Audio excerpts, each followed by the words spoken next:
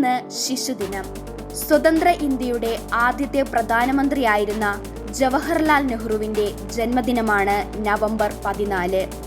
1889 November 14 അദ്ദേഹം ജനിച്ചത്. കുട്ടികളുടെ ഇഷ്ടചങ്ങാതിയായിരുന്നു നെഹ്റു. അതിനാലാണ് ഈ ദിവസം ശിശുദിനമായി ആചരിച്ചു വരുന്നത്.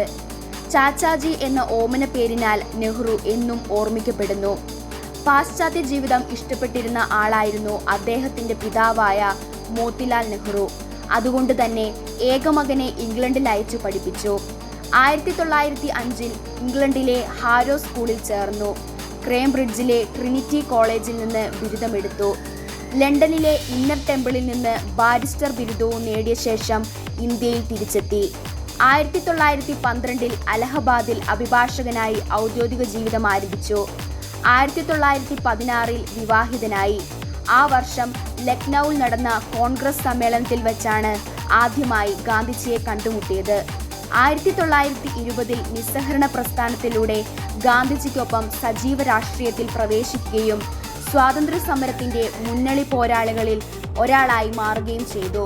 കുട്ടികളുടെ ക്ഷേമത്തിലും സ്വാതന്ത്ര്യത്തിലും വിദ്യാഭ്യാസത്തിലും ശ്രദ്ധ കേന്ദ്രീകരിക്കാനായി സംഘടിപ്പിക്കുന്ന ദിനാചരണമാണ് ശിശുദിനം. രാജ്യത്തെ കുട്ടികൾക്ക് അവരുടെ ജീവിതം ആവോളം ആസ്വദിക്കാനും ആരോഗ്യവും സംസ്കാരവുമുള്ള ഉത്തമ പൗരന്മാരായി വളരുവാനുമുള്ള അവസരങ്ങളും ശിശുദിനാഘോഷങ്ങൾ പ്രദാനം ചെയ്യുന്നു. ശിശുദിനത്തോടനുബന്ധിച്ച് രാജ്യത്തുടനീളം കുട്ടികളുടെ പരിപാടികളും സമ്മേളനങ്ങളും സംഘടിപ്പിക്കും. കുരുന്നുകളുടെ കലാപരിപാടികളും സമ്മാന വിതരണവും ഉണ്ടാകും. നാം കുട്ടികൾക്കായി ഒരുക്കിക്കൊടുക്കുന്ന സാഹചര്യങ്ങളും സൗകര്യങ്ങളും മാതൃകകളും പരിചരണവുമാണ് അവരുടെ വ്യക്തിത്വ രൂപീകരണത്തിൽ പ്രധാന പങ്കുവഹിക്കുക. സാമൂഹ്യവും മാനസികവും വൈകാരികവുമായ സംഘർഷങ്ങളെ അതിജീവിക്കാൻ ഈ ഇടപെടൽ സഹായകമാകും. മലീമസമായ ഒരന്തരീക്ഷത്തിൽ ഉണരുകയും ജീവിക്കുകയും ഉറങ്ങുകയും ചെയ്യുക എന്ന ഭീകരമായ അവസ്ഥാവിശേഷണത്തെ തരണം ചെയ്യാൻ കുട്ടികൾ പ്രാപ്തരാകണം.